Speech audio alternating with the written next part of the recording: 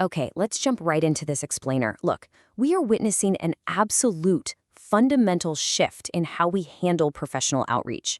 I mean, if you've ever opened your inbox and read an email that just felt soulless, generic, and vaguely robotic, yeah, you know exactly what I'm talking about. Today, we're going to treat AI as what it actually is, a tool, not a finished product. If you've been letting AI just write your messages from start to finish without a safety net, well, this is where we calibrate your professional judgment. We're going to show you how to scale your outreach without sacrificing your hard-earned reputation.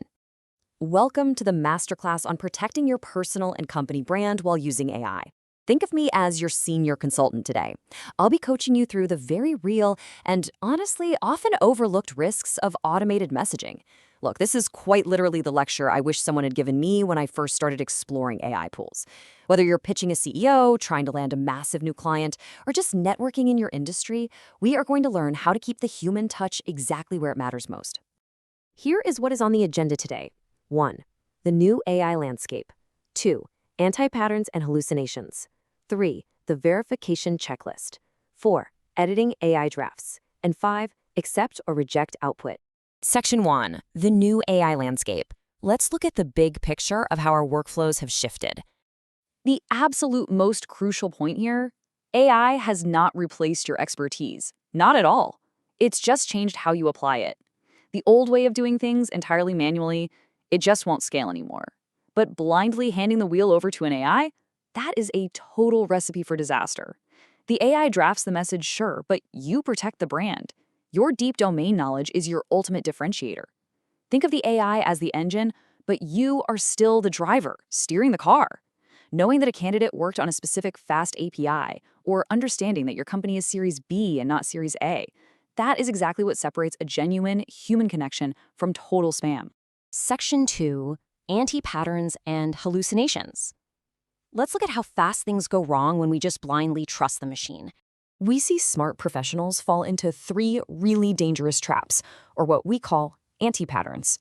First, sending without verification. That's glancing at a draft for half a second, hitting send, and attaching your actual reputation to something you haven't truly vetted. The second is the total opposite extreme, over-editing to perfection.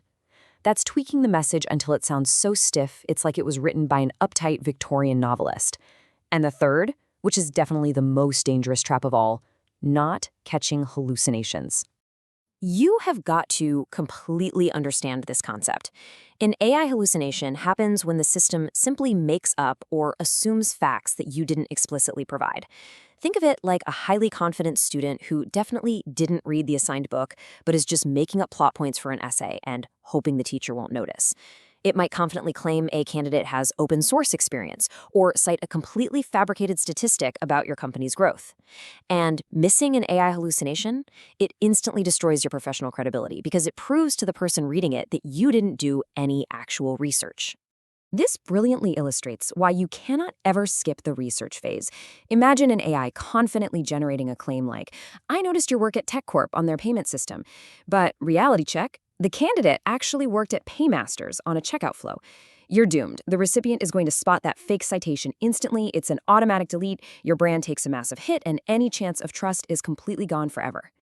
Section 3. The verification checklist. So, how do we prevent these disasters? Here is your ultimate consulting framework, the 5-point check. Every single AI drafted message must pass this rigorous checklist before you even think about hitting send. First, the accuracy check. Verify every single fact, no exceptions. Second, authenticity. Does it actually sound like a human or a robot? Third, personalization. Does this prove you did research specific to them? Fourth, tone. Is the level of formality actually appropriate for their seniority? And fifth, company voice. Does it reflect your company's reality, or is it just fake marketing fluff? And if you want a foolproof way to clear that second check, authenticity, here is the secret. Read it out loud. Seriously, I know it sounds incredibly simple, but it works every single time.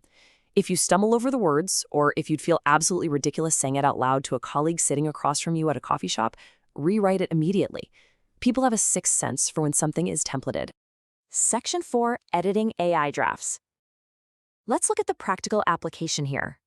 AI absolutely loves cringeworthy corporate language. Left to its own devices, it's going to spit out something like, "We pride ourselves on delivering exceptional value," which, let's be honest, means absolutely nothing. But with just a 10-second human edit, we can strip away that jargon to reveal a genuine, confident voice. We move fast and focus on solving real problems. Do you notice the difference there? It takes seconds to fix, but makes a massive impact on the reader. Next up, we have to tackle formality. AI often defaults to sounding completely overly formal or stuffy. Imagine getting an email that says, "I would like to invite you to consider a conversation." Honestly, it sounds like an automated court summons. But a quick manual edit makes it warm, respectful, and appropriately casual. I'd love to chat about this if you're interested. We also need to inject that missing personal touch by referencing specific domain expertise. Instead of accepting the generic AI default of "you'd be a great fit," you have to anchor the message in reality.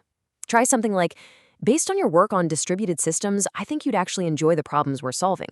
This right here proves you didn't just scrape their email list. You actually took the time to read their profile. Section 5. Accept or reject output. You have to manage your time wisely during this review process. This is an absolutely critical skill for any professional using AI today, knowing when to just reject the draft entirely. You shouldn't spend your entire afternoon acting as a babysitter or an editor for a tired AI. At some point, the sheer time it takes to fix a broken, hallucination-filled draft completely outweighs the convenience of using the tool in the first place. So let's establish a hard rule for your workflow. This matrix is your quick checklist for evaluating task risk versus AI capability. If the output passes the checks and only needs minor edits, meaning it takes you under 5 minutes, accept it and edit directly. But if it is full of hallucinations, totally generic, or the AI clearly misunderstood your prompt, reject it. The golden rule here is simple. If the editing time exceeds 10 minutes, or the time it would take to just generate a new prompt, throw it out. Save your sanity. Go back and write a better, more specific prompt. Now, by strictly applying this framework, the review process won't always feel slow. Week 1, doing the full 5-point check naturally takes a bit of time. But by weeks 2 to 4, you'll start noticing the AI's patterns. By month 2, you're spotting issues in under 3 minutes. And by month 3 and beyond, this verification process becomes completely intuitive. You won't even think about it. You'll just instinctively know what needs fixing, saving you countless hours while fiercely protecting your reputation. As you build this habit, I want you to keep this consulting mantra top of mind. Perfect is the enemy of good. Remember that anti-pattern we discussed earlier? Over-editing kills the natural flow. You are not writing poetry here, you are communicating with another professional. Give yourself permission to not be flawless. Once a message passes your 5-point checklist, send it. Good enough is authentic. And I'll leave you with this provocative thought to challenge how you review your very next draft.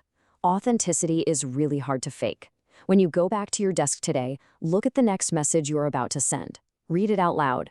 Does it sound like you, a seasoned professional, or does it sound like a robot? Take back control of your brand. Apply the checklist and make sure every single message counts.